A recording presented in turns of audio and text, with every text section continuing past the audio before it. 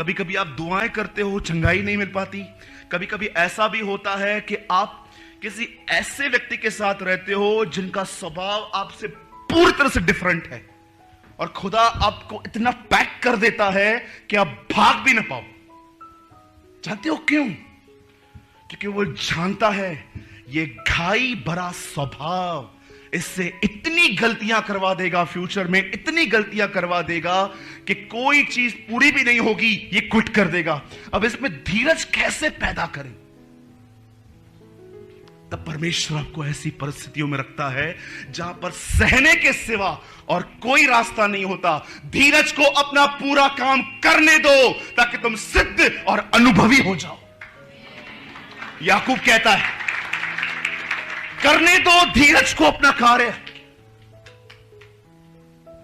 कितने लोग हैं यहां पर, घर जाते हैं आप, लेट हो जाती है और लोग आपको, आपके परिवार वाले आपको बोलेंगे सारा दिन चर्च चर्च चर्च, पागल हो गया तू, सारा दिन ईशु ईशु ईशु ईशु। और कई बार जानते हैं हम क्विट कर देते हैं, छोड़ यार मैं बचाना, भले लोग आए नहीं आए। आज मैं दुआ करता हूं कि आज इस बात को आप समझो। एक दिन जानते हैं क्या किया प्रभु ने? बाइबल बताती है उसने इजराइलियों को निकालने के लिए मूसा को भेजा।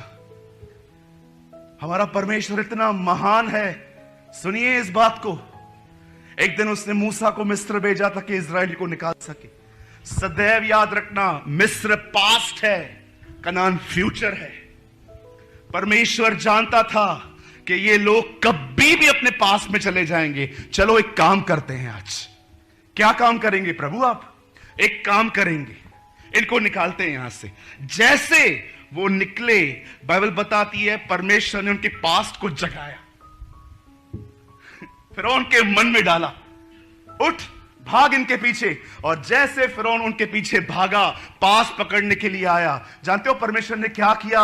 हमारे महान प्रभु परमेश्वर ने उस पास को लेके सदैव के लिए जमीन में गाड़ दिया। कितने लोग ये बात जानते हैं? हमारा एक पास्ट था और आपने देखा वो पास्ट हमारा यीशु क्रूस पे निगल गया।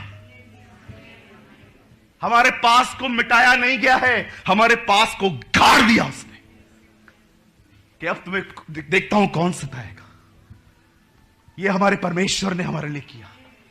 मैं उस दिन वचन पढ़ रहा था जिसमें मुझे ऐसा लग रहा था मिस्र पास्ट है, कनान फ्यूचर है। प्रभु जानता था ये बहुत बार पास में जाके जिएंगे, पास में चले जाएंगे, पास्ट में कुछ करेंगे, कुछ करते हैं इनके पास्ट का। और एक दिन परमेश्वर ने इनके पास्ट को जगाया, जा इनका पीछा कर। और उन्होंने देखा और उनके पास्ट को प्रभु लाल समुद्र में लेके आया और उसने उनके पास्ट को वहां पर गाड़ दिया। अब देखता हूं तुम क्या करते हो। शैतान बोलता है ना कई बार आपको, तेरा पास्ट कैसा है, तेरा पास्ट कैसा है, कितना तूने गंदे काम किए। आज से उसको आप कहेंगे मेरे पास्ट को छोड़, क्षमा छोड़। यीशु ने गाड़ दिया उसे।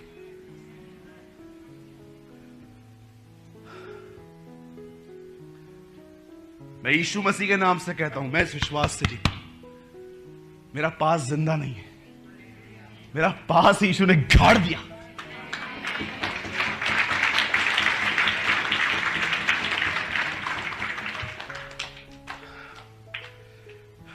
मेरे भाइयों, मेरी बहनों, सदैव इस बात को याद रखिए, सुना हुआ वचन मात्र उसे एंजॉय मत कीजिए।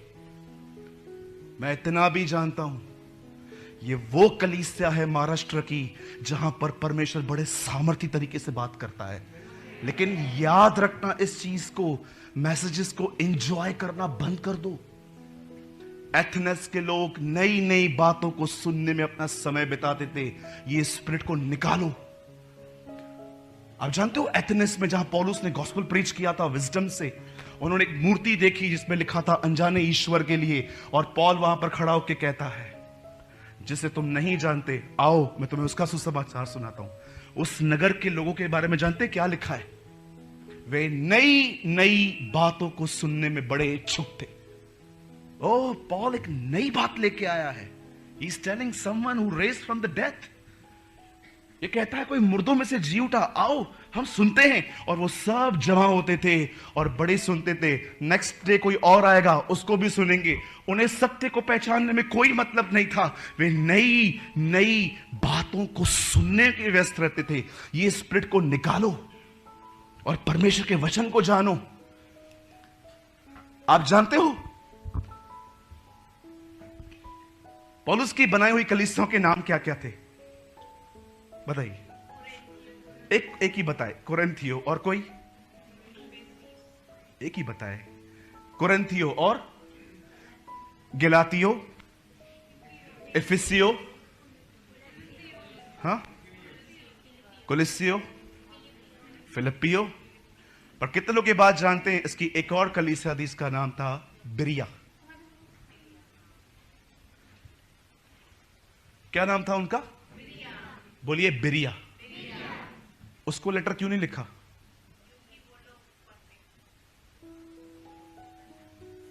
आप सोच सकते हो चेतन भाई, अगर हमारे कलीसिया में पौल आए और कहे मैं प्रचार करने के लिए आया हूं, और हम उसको ये कहें मीटिंग सुनने के बाद, पौलुस आपने बहुत अच्छा प्रचार किया, मजा आ गया, लेकिन हम आपके साथ सहमत हैं कि नहीं है, ये हम आपको अगले रविवार को बताएंगे।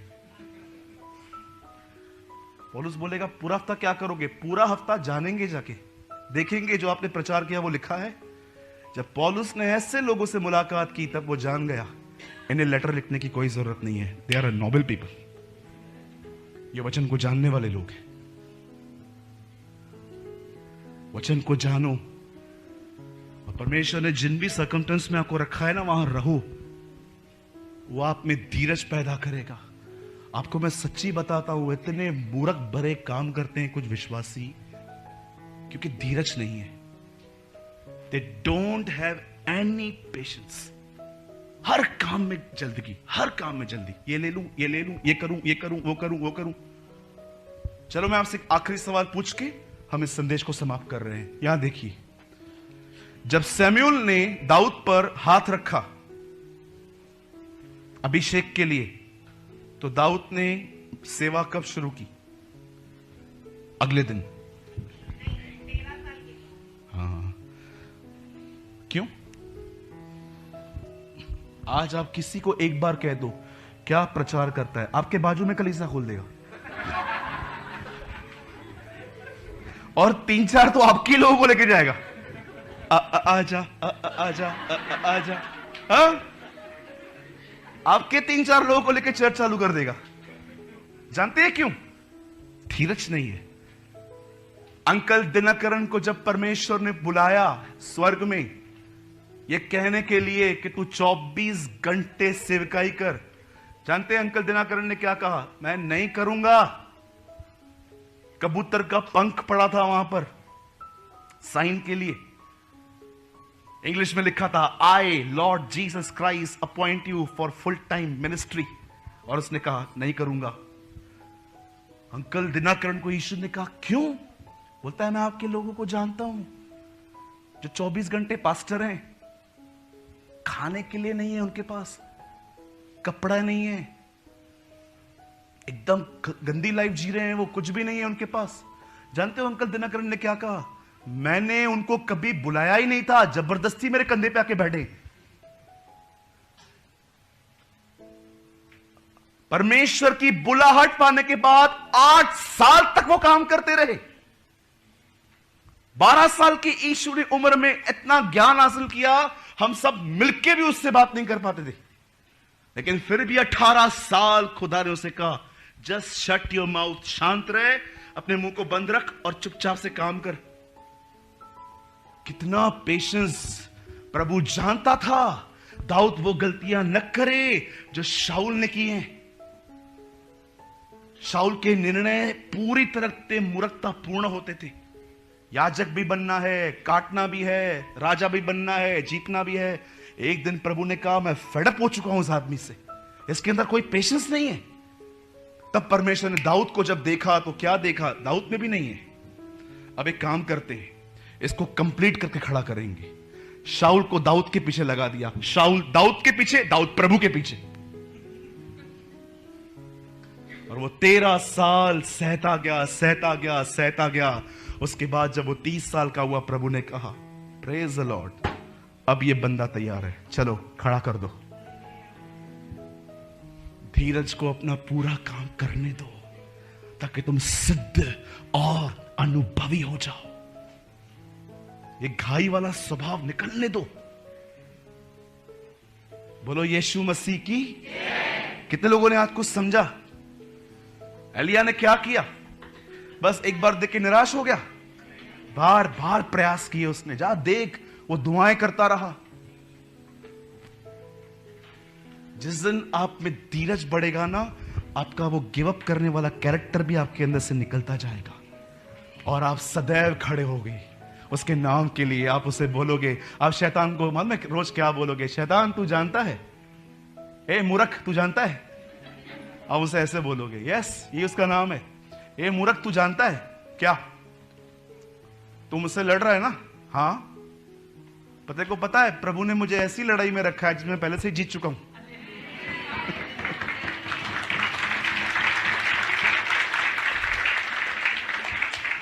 एक प्रभु के दास ने कहा, विजयी होने के लिए मत लड़ो, अपनी विजय में लड़ो। विजय पाने के लिए मत लड़ो, अपनी विजयता में लड़ो। खुदा ने तुम्हें ऐसी लड़ाई में रखा है जिसमें तुम ऑलरेडी जीत चुके हो। यहां देखिए सब, ये लास्ट वर्ड्स हैं। बाइबल की पहली किताब जानते हो क्या बताती है? उत्पत्ति। सांप जीता है। यस, दिस इज ट्रुथ, ये सत्य है। बाइबल की पहली किताब उत्पत्ति बताती है सांप जीता, लेकर गया वो लोगों को खुदा से दूर। पर आप जानते हो इसी बाइबल की अंतिम किताब क्या बोलती है? मेमना जीता है। यस, कैसे कैसे जीता? उत्पत्ति बताता है शैतान मनुष्यों को खुदा से दूर ले गया, इस तरह वो जीता। प्रकाशित वाक्य बताता है मेमना उसकी प्रजा को वापस ले आया। Yes, it is revelation. ये प्रकाशित वाक्य की किताब बताती है। इसलिए वो किताब ओवरकमर्स को लिखी गई है, जो जय पाए, जय पाए, जय पाए, जय पाए, जय पाए, जय पाए, जय पाए। 7 ओवरकमिंग ब्लेसिंग्स हैं। जो जय पाए मैं उसे सफेद पत्थर दूंगा, जो जय पाए वो जीवन के वृक्ष में से खाएगा, जो जय पाए उसे गुप्त मन्ना दूंगा।